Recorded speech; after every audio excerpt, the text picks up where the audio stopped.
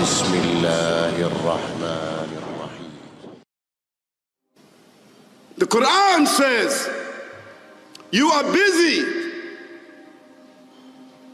piling up, calculating, developing your careers, your money, your occupation, your wealth,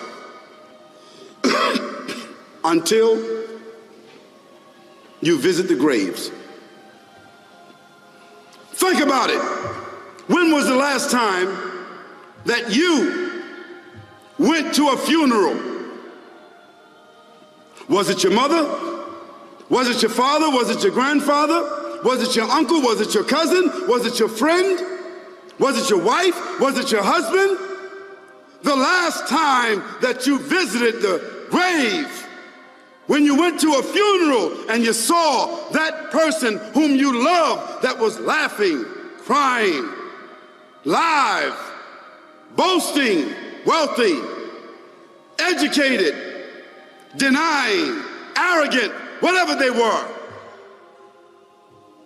What was the demeanor of the people when you walked in that funeral home? When that person was stretched out in their last suit? What was the demeanor? Were the people cracking jokes? Were they dancing? Were they clapping and singing songs? No. Silence. Melancholy. Trauma. Why? Because every person that walked in that room, seeing that person stretched out, the first thing they thought about was not the person. The first thing they thought about was that one day, this will be me.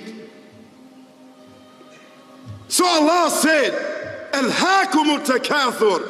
All of us, all of you are engaged in running your mouths, doing your business, multiplying, buying houses, cars, business, whatever you're doing. And when you're told about God, religion, life, morality, you're saying, look, I ain't got no time for that. I got no time for that. I don't want to hear that. I don't even believe in God. Matter of fact, I don't even know if I'm going to die, and if I do, maybe I'm coming back again. As a matter of fact, science is so sophisticated that I think really that they're on the verge of being able to solve the whole thing of death soon. We ain't got to die. If we got enough money, we don't even have to die. See how arrogant people can be until they visit the funeral house. And then after you go to the funeral house, if you got the guts, if you're able to do so, you go to the grave. And now this is another scenario. And you say to yourself, is that it?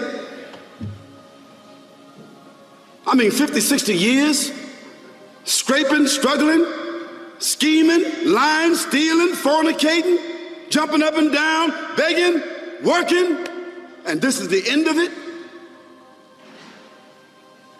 I mean, is this what's going to happen to me? Are they going to be dropping me into a hole in the ground? A hole in the ground, the same hole that a cat digs after it defecates. Just a little deeper.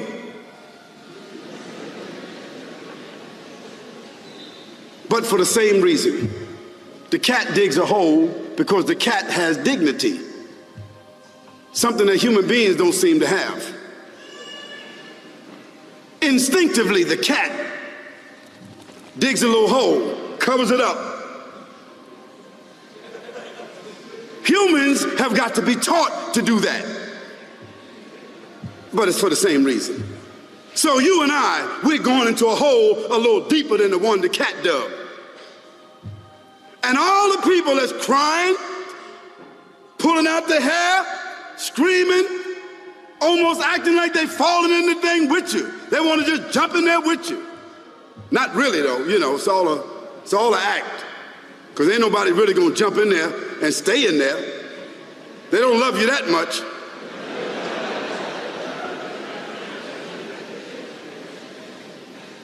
And then after all the shoveling get done, and they fill it up, and the box, you can't even see the box no more, the coffin that cost $5,000.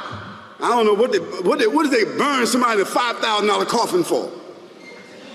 I mean, if I was a funeral director, after they left, I would dig them back up and put them in another box and take that box back.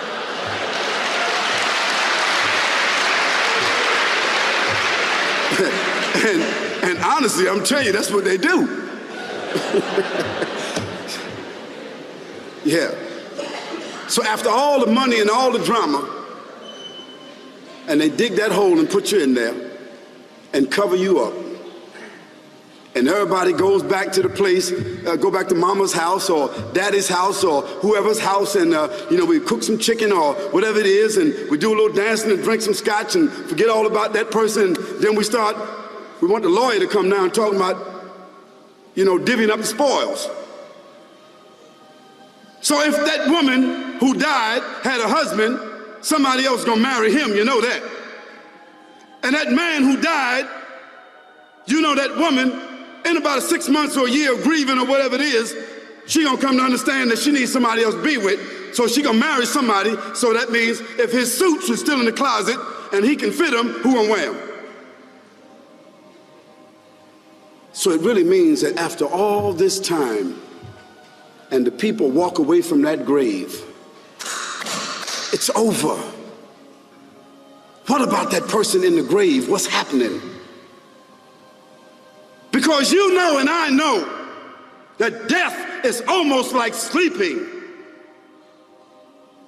Death is like sleeping. Your body is gone. Your body is dead. Your spirit is gone, but your consciousness is there.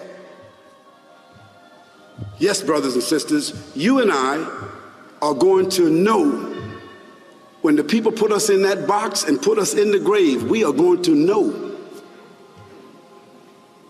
Your spirit is gone. You can't shout. You can't call out. You can't say, "Don't leave me here." But you're going to be hearing and you're going to be seeing, because that's a different kind of consciousness. But you can't move. And in that grave, this is when the real trauma is going to begin. Because there's a reason for humans to go inside the grave. If the Creator wanted to, he could have caused us to live and then disappear into the atmosphere. But he didn't. He caused us to go into another womb called the tomb. You started out in the womb of your mother, and you wind up in the womb of the earth called the tomb. From the womb to the tomb.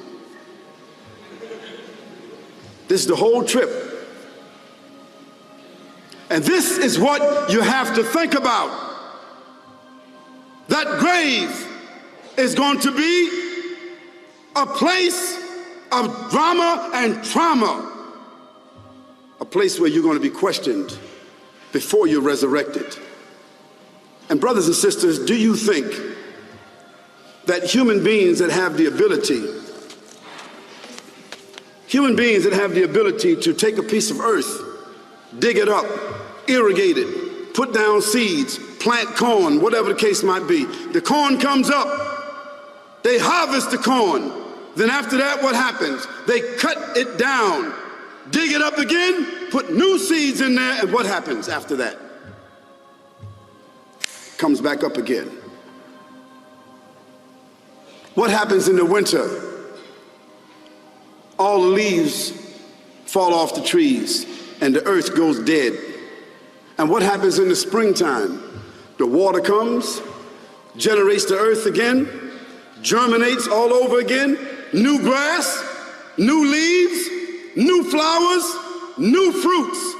So Allah says, and a sign for them is the dead earth. After that, we give it life. And then you eat the fruits from that. So Allah says, the one who gave you life in the beginning, is he not able to give you life all over again in order to judge you? Yes, certainly. You may want to deny it because you don't want to be judged. بكيت وهل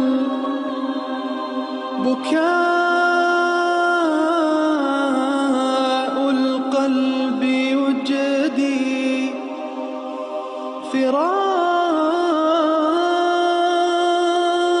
فراق أحبتي